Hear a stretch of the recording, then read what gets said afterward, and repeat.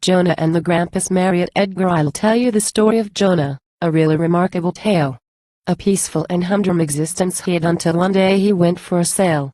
The weather were grand when they started, but later at turn of the tide the wind started blowing, the water got rough, and Jonah felt funny inside. When the ship started pitching and tossing he tried hard his feelings to smother. At last he just leant his head over the side and one thing seemed to bring up another.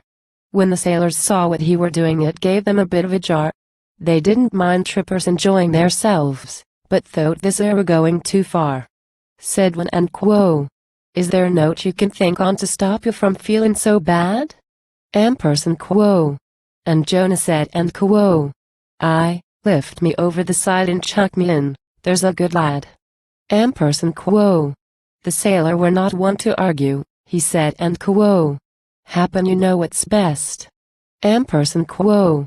Then he picked Jonah up by the seat of his pants and chucked him in, as per request. A Grampus came up at that moment, and seeing the old man hard set, it swam to his side and it opened its mouth and said in quo. Come in lad, out of the wet. Ampersand quo. Its manner were kindly and pleading, as if to say ours. Vice President said Jonah and quo. I've eaten a kipper or two, but I never thought one would eat me. Ampersand quo. The inside of Grampus surprised him. 'Twere the first time he'd been behind scenes. He found accommodation quite ample for one, but it smelled like a tin of sardines. Then over the sea they went cruising, and Jonah were filled with delight. With his eye to the blow-hole and Grampus's head he watched ships that passed in the night. Ampersand quo. I'm tired of watching, Ampersand quo. Said Jonah, Ampersand quo.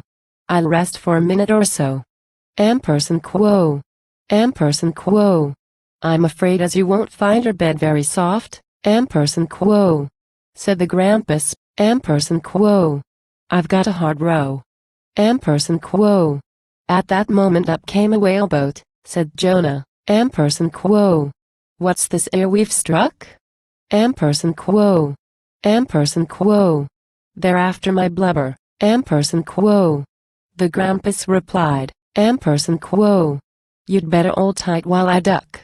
Ampersand quo. The water came in through the spy-hole and hit Jonah's face a real slosher. He said, Ampersand quo. Shut your blow-hole. Ampersand quo. Grampus replied Ampersand quo. I can't lade, it needs a new washer. Ampersand quo. Jonah tried hard to bail out the water, but found all his efforts in vain, for as fast as he emptied the slopes out through the gills they came in through the blow-hole again. When at finish they came to the surface Jonah took a look out and he saw they were stuck on a bit of a sandbank that lay one rod, pole or perch from the shore. Said the Grampus, Ampersand quo. We're in shallow water, I've brought you as far as I may. If you sit on the blow-hole on top of my head I'll spout you the rest of the way. Ampersand quo. So Jonah obeyed these instructions, and the Grampus's lungs did expand, then blew out a fountain that lifted Yo up and carried him safely to land. There was tears in their eyes when they parted and each blew a kiss, a real big un. Then the Grampus went off with a swish of its tail and Jonah walked back home to Wigan.